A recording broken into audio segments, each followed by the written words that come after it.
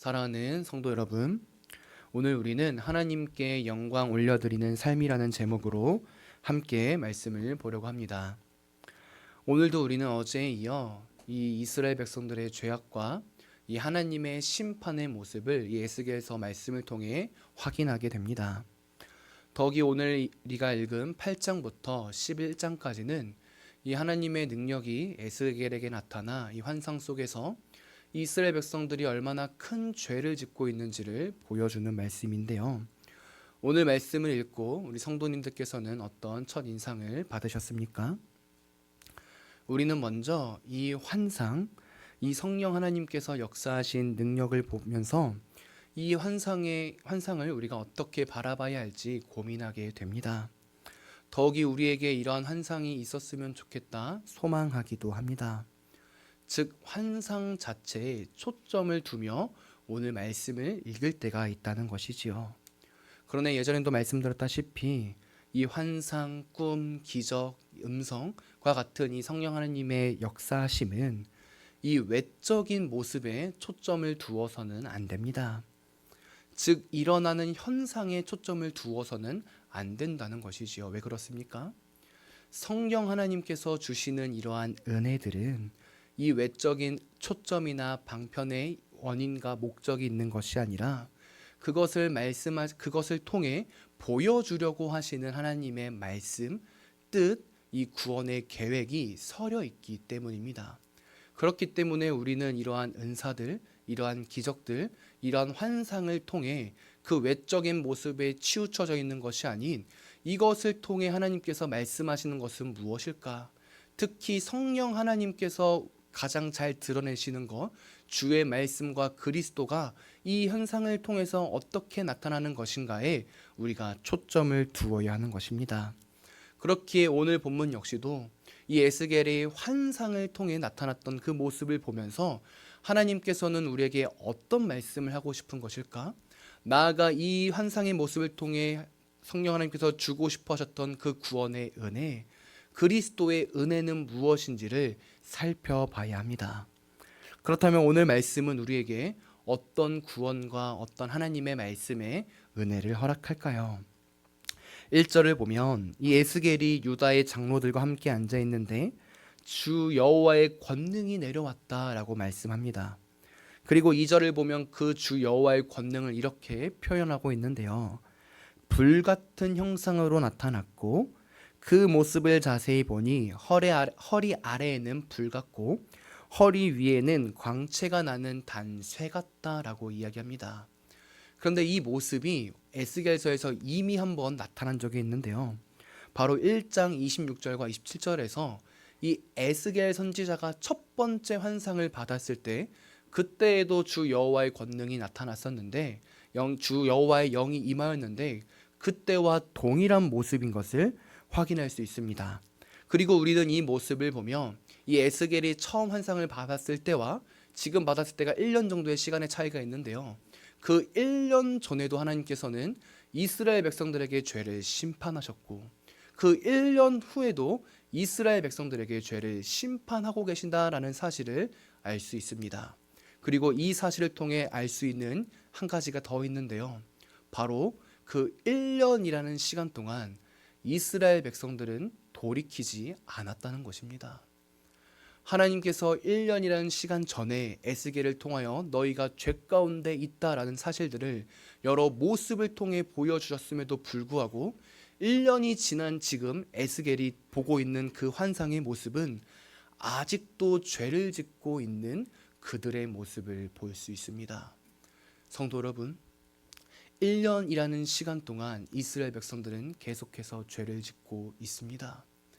하나님께서 말씀을 전해 주셨고 선지자를 통하여 그 너의 죄성들을 깨닫게 해주셨음에도 불구하고 그들은 돌이키지 않은 것입니다.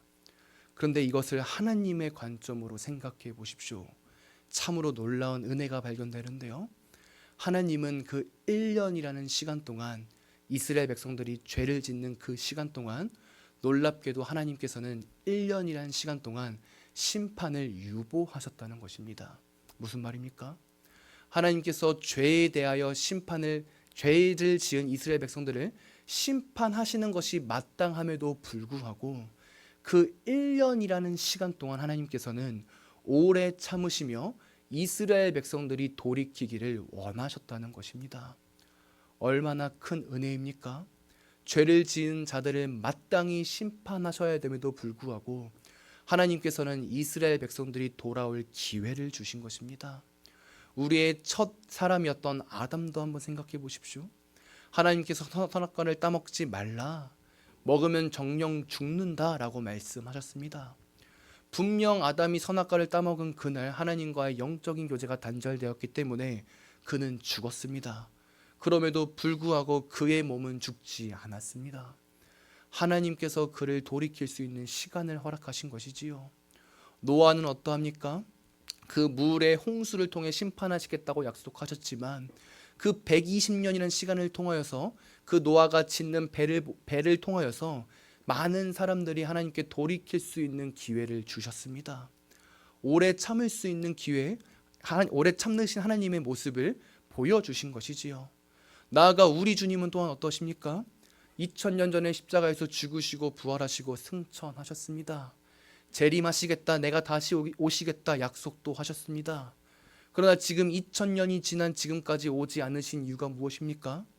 오래 참으시면서 선택된 백성들이 그들이 구원받고 돌이킬 수 있는 은혜를 주시기 위하여 기다리고 계신 것입니다. 하나님이 주신 그 때까지 오래 참으시는 하나님의 말씀이 은혜가 주어지고 있는 것입니다. 이것이 오늘 이 에스겔의 모습을 통해 볼 수 있는 구원의 은혜가 아니겠습니까? 그런데 그 은혜 속에서도 불구하고 이스라엘 백성들은 죄를 짓습니다. 돌이키지 않고 회개하지 않고 하나님 곁으로 나아가지 않습니다. 그리고 그 모습이 환상 속에서 나타나는데요. 3절을 보십시오. 이렇게 말합니다.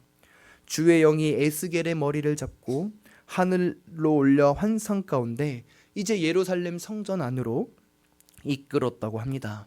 이 바벨론 포로에 있었던 이 에스겔을 성령 하나님의 능력 가운데 아마 몸은 아니고 영혼이 이끄셔서 이 예루살렘 성전 근처로 가게 하셨고 그 모습을 보게 하시는 환상 가운데 거하게 하신 것 같습니다.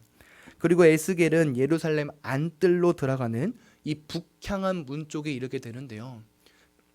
3절을 보면 그리고 5절을 보면 그 모습이 그 장소가 제단문 근처라는 것을 확인할 수 있습니다.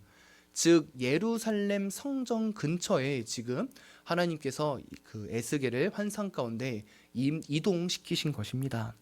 그리고 그곳에서 에스겔이 처음 본 모습이 있는데요. 그것이 무엇입니까? 바로 질투의 우상이었습니다. 3절 하반절을 보십시오. 이렇게 말합니다. 거기에는 질투의 우상, 곧 질투를 일어나게 하는 우상의 자리가 있는 것이라. 5절도 보십시오. 이렇게 말합니다.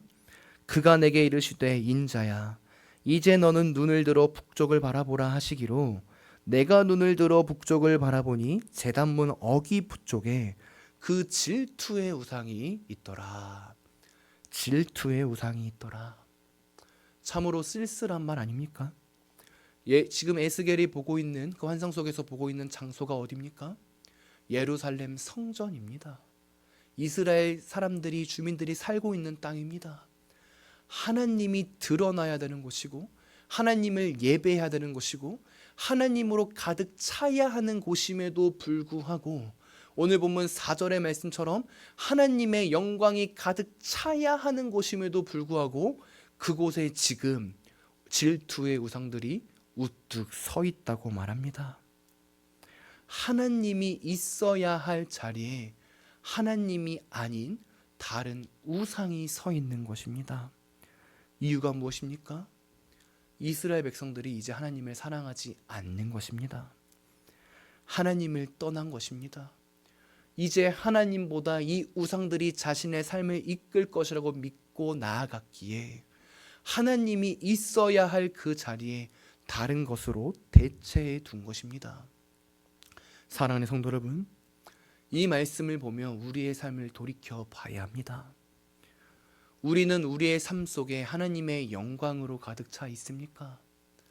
아니면 다른 것으로 대체하고 있습니까?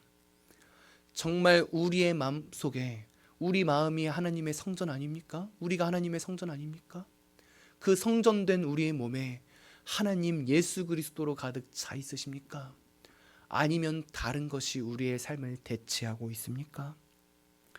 하나님의 영광으로 가득 찼다는 것은 모든 우리의 삶의 영역 속에서 하나님이 하나님 되심을 드러낸다는 것입니다. 내 삶이 힘들어도, 내 삶이 즐거워도 그 삶에 연연하는 것이 아니라 어떤 상황 속에서도 하나님이 하나님 되십니다. 내 삶의 주인은 하나님이십니다. 그렇기 때문에 내가 하나님만으로 즐거워합니다 라는 모습을 드러내는 것이 하나님께 영광 올려드리는 삶입니다. 그분이 내 마음속에 가득 차니 그 모습이 우리의 모습 가운데 자연스럽게 발산되는 것입니다. 그렇기 때문에 우리의 모습 속에 1순위가 하나님이 되는 것이 마땅한 하나님의 영광스러운 모습을 드러내는 삶인 것이지요.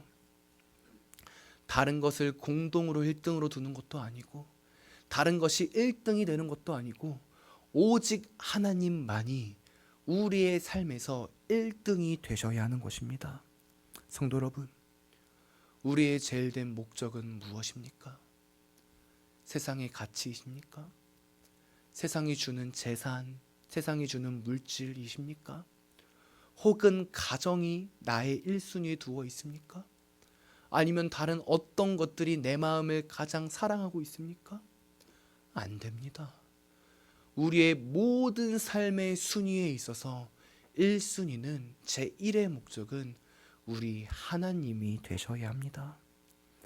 그리고 그렇지 않게 살아가는 모습이 바로 우상 숭배입니다. 나의 삶에서 1위를 다른 것으로 두는 순간 우리는 우상을 숭배하는 자와 마찬가지라는 것입니다.